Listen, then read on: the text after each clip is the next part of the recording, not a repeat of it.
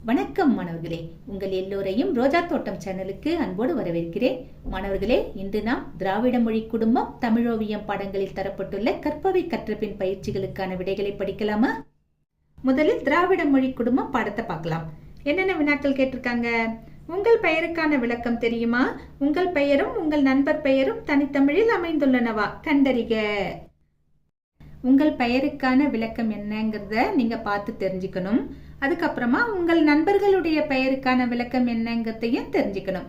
உதாரணத்துக்கு ஒரு சில பெயர்களுக்கான விளக்கத்தை நான் கொடுக்கிறேன், சரிங்களா? என் பெயர் இனியா. இனியா என்ற பெயருக்கு இனிமையானவள் என்பது பொருள். எனது நண்பர்களில் சிலரின் பெயர்கள் தனித்தமிழில் அமைந்துள்ளன. கயல்விழி இப்பெயரின் பொருள் மீன் போன்ற விழிகளை உடையவள். வளர்மதி இப்பெயரின் பொருள் வளர்பிறை நிலவு. அருவி இப்பெயரின் பொருள் நீர்வீழ்ச்சி. ஓவியா இப்பெயரின் பொருள் சித்திரம் போன்றவள், அழகானவள்.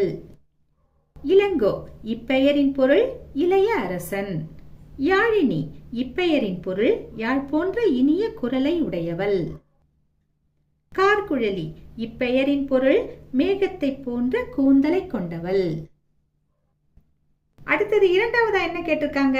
பயன்பாட்டில் எவ்வாறெல்லாம் தமிழ் மொழியின் வேர்ச்சொற்கள் வடிவ மாற்றம் பெறுகின்றன என்பது குறித்து வகுப்பில் கலந்துரையாடுக. எடுத்துக்காட்டு செய் அப்படின்னு கொடுத்திருக்காங்க. அது எப்படி மாறுதுன்னு அவங்களே கொடுத்திருக்காங்க பாருங்க. அதாவது செய்தால், செய்கிறாள், செய்வாள், செய்து, செய்த, செய்வீர், செய்கிறோம். எப்படியெல்லாம் மாறுது, செய் என்ற வேர்ச்சொல் எப்படியெல்லாம் மாறுதுங்கிறத அவங்களே கொடுத்திருக்காங்க. இதே மாதிரி வாங்கிற சொல்ல கொடுத்திருக்காங்க. இந்த சொல் இதே மாதிரி எப்படியெல்லாம் மாறுங்கிறத நாம எழுதணும். எப்படியெல்லாம் மாறும்? வந்தான், வருகிறான், வருவான், வந்து, வந்த, வருவீர், வருகிறோம், இந்த மாதிரி மாறும், சரிங்களா? அவங்க செய்கி எப்படி மாத்தினாங்களோ அதே மாதிரி வாவை நாம மாத்தி இருக்கோம். அடுத்தது தமிழோவியம் பாடத்தில் தரப்பட்டுள்ள கற்பவை கற்றபின். முதல்ல என்ன கேட்டிருக்காங்க? பிறமொழி கலப்பின்றி தனித்தமிழில் 2 மணித்துளிகள் வகுப்பறையில் பேசுக. மற்ற மொழி கலப்பில்லாம தனித்தமிழ்ல பேசணும். எந்த தலைப்பாக வேண்டுமானாலும் இருக்கலாம், ஆனா தனித்தமிழ்ல இருக்கணும். பிறமொழி கலப்பில்லாம பேசணும். பேசுவோமா? அதாவது எதை பத்தி பேசணுங்கிறத பத்தி சொல்லல இல்லையா? அதனால நானா ஒரு தலைப்பை எடுத்திருக்கேன். எடுப்பார் கைப்பிள்ளையாக இருக்கக்கூடாது என்பர். யார் எதை சொன்னாலும் அதை அப்படியே நம்பிவிடக் கூடாது. அதில் எந்த அளவிற்கு உண்மை உள்ளது, எந்த அளவிற்கு அதை சொல்பவரின் கற்பனை கலந்துள்ளது என்பதை பகுத்தறியும் திறன் நமக்கு இருக்க வேண்டும். சமூகத்தில் ஒரு செய்தியானது பலர் மூலமாக பரவும் போது அது பல வகைகளில் மாறி மாறித்தான் பரவிக்கொண்டிருக்கும். ஏனெனில் சொல்பவரின் சொல்வண்ணமும் கேட்பவரின் புரிந்து கொள்ளும் திறனும் வெவ்வேறாக இருக்கும் அல்லவா? அப்படி இருக்க காதால் கேட்பவையெல்லாம் உண்மை என்று எப்படி கூற முடியும்? நமக்கென்று ஒரு மூளை உள்ளது. அதற்கு அடிக்கடி வேலை கொடுக்க வேண்டும். ஏன், எதற்கு, எதனால், எப்படி, எங்கே, என்ன போன்ற வினாக்களுக்கு விடை தேட சொல்ல வேண்டும். இதையே பகுத்தாராய்தல் என்கிறோம். நன்மை தீமைகளை பகுத்தாய்ந்து விழிப்போடு வாழ்ந்தால் யார் நம்மை என்ன செய்திட முடியும்? நமது வாழ்க்கையை நாம் துணிவோடு வாழலாம். இதுல பிறமொழி எதுவும் கலக்காம தமிழ் மொழியில மட்டும்தான் சொல்லியிருக்கோம். இதே மாதிரி நீங்களும் எழுதி பேசி பழகுங்க, சரிங்களா? அடுத்தது பாருங்க, கவிதையை தொடர்கன்னு கொடுத்திருக்காங்க. இந்த கவிதை உயிரெழுத்துக்கள்ல ஆரம்பமாகுது. அதாவது அ, ஆ, இ, ஈ இந்த வரிசையில வருது. அவங்க ஊ வரைக்கும் கொடுத்திருக்காங்க. மீதிய நாம எழுதணும். எழுதுவோமா?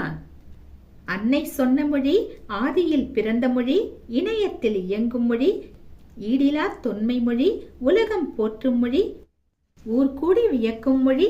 இது வரைக்கும் அவங்க கொடுத்திருக்காங்க. அடுத்தது ஊக்கு அப்புறம் என்ன வரும்? ஏ, ஏ, ஐ, ஓ, ஓ, ஔ. இது வரைக்கும் எழுதுவோமா?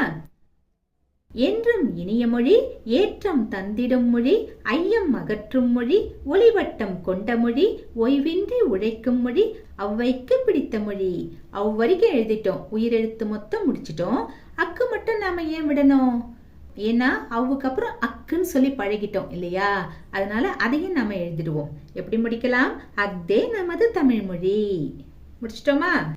இன்னொரு தடவை சொல்லலாம். அன்னை சொன்ன மொழி, ஆதியில் பிறந்த மொழி, இணையத்தில் இயங்கும் மொழி, இடிலார் தொன்மை மொழி, உலகம் போற்றும் மொழி, ஊர் கூடி வியக்கும் மொழி, என்றும் இனிய மொழி, ஏற்றம் தந்திடும் மொழி, ஐயம் அகற்றும் மொழி, ஒளிவட்டம் கொண்ட மொழி, ஓய்வின்றி உழைக்கும் மொழி, அவ்வைக்கு பிடித்த மொழி, அஃதே நமது தமிழ் மொழி.